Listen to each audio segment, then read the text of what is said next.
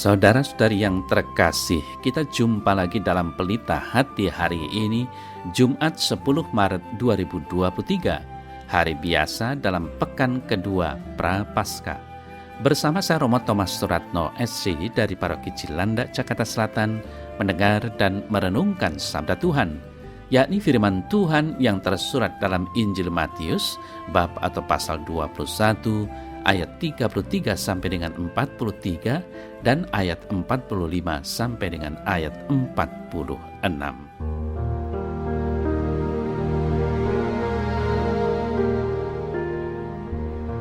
Pada suatu ketika Yesus berkata, "Dengarkanlah suatu perumpamaan yang lain. Adalah seorang tuan tanah membuka kebun anggur dan menanam pagar sekelilingnya. Ia menggali lubang tempat memeras anggur dan mendirikan menara jaga di dalam kebun itu. Kemudian ia menyewakan kebun itu kepada penggarap-penggarap lalu berangkat ke negeri lain. Ketika hampir tiba musim petik, ia menyuruh hamba-hambanya kepada penggarap-penggarap itu untuk menerima hasil yang menjadi bagiannya. Tetapi penggarap-penggarap itu menangkap hamba-hambanya itu. Mereka memukul yang seorang, membunuh yang lain, dan melempari yang lain pula dengan batu. Kemudian tuan itu menyuruh pula hamba-hamba yang lain, lebih banyak daripada yang semula. Tetapi mereka pun diperlakukan sama seperti kawan-kawan mereka. Akhirnya ia menyuruh anaknya kepada mereka, katanya, 'Anakku akan mereka segani.' Tetapi ketika penggarap-penggarap itu melihat anaknya itu, mereka berkata seorang kepada yang lain, 'Ia adalah ahli waris, mari kita bunuh dia, supaya warisannya menjadi milik kita.' Mereka menangkapnya dan melemparkannya keluar kebun anggur itu, lalu membunuhnya. Maka apabila tuan kebun anggur itu datang, apakah yang akan dilakukannya dengan penggarap-penggarap itu? Kata mereka kepadanya, 'Ia akan membinasakan orang-orang jahat itu, dan kebun anggurnya akan disewakannya kepada penggarap-penggarap lain yang akan menyerahkan hasilnya kepadanya pada waktunya.'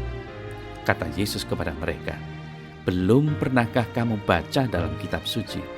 Batu yang dibuang oleh tukang-tukang bangunan telah menjadi batu penjuru. Hal itu terjadi dari pihak Tuhan, suatu perbuatan ajaib di mata kita. Sebab itu, aku berkata kepadamu bahwa kerajaan Allah akan diambil daripadamu dan akan diberikan kepada suatu bangsa yang akan menghasilkan buah kerajaan itu.' Ketika imam-imam kepala dan orang Farisi mendengar perumpamaan-perumpamaan Yesus, mereka mengerti bahwa merekalah yang dimaksudkannya, dan mereka berusaha untuk menangkap dia, tetapi mereka takut kepada orang banyak, karena orang banyak itu menganggap dia nabi.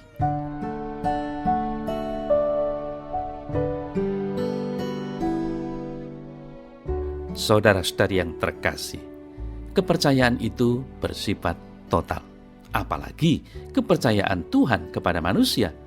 Dia melakukan segala yang terbaik untuk manusia, laksana pemilik kebun anggur yang mengupayakan segala hal yang terbaik demi hasil optimal dari kebun anggurnya. Namun terkadang kita menjumpai suatu pengalaman yang ironis.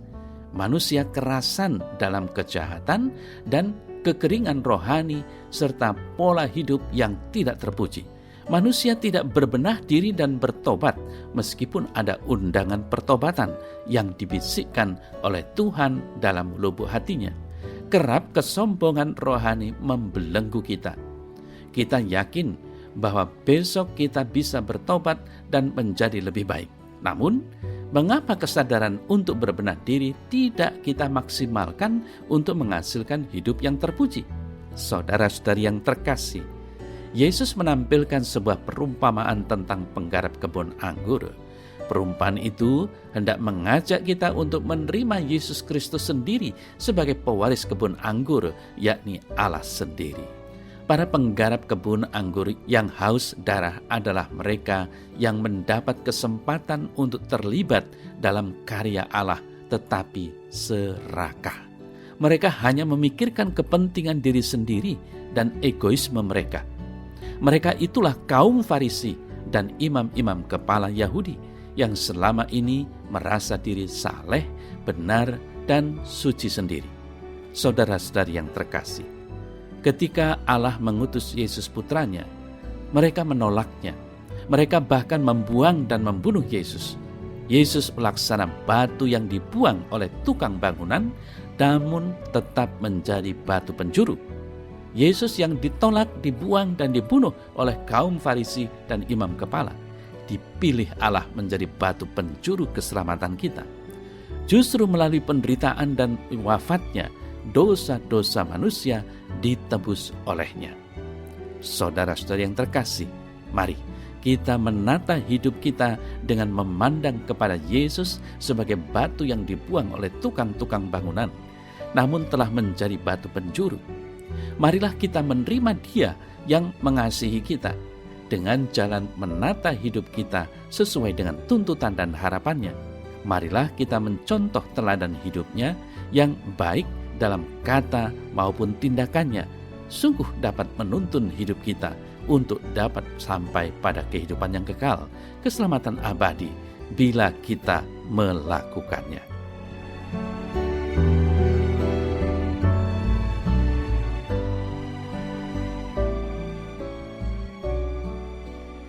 Dalam nama Bapa dan Putra dan Roh Kudus.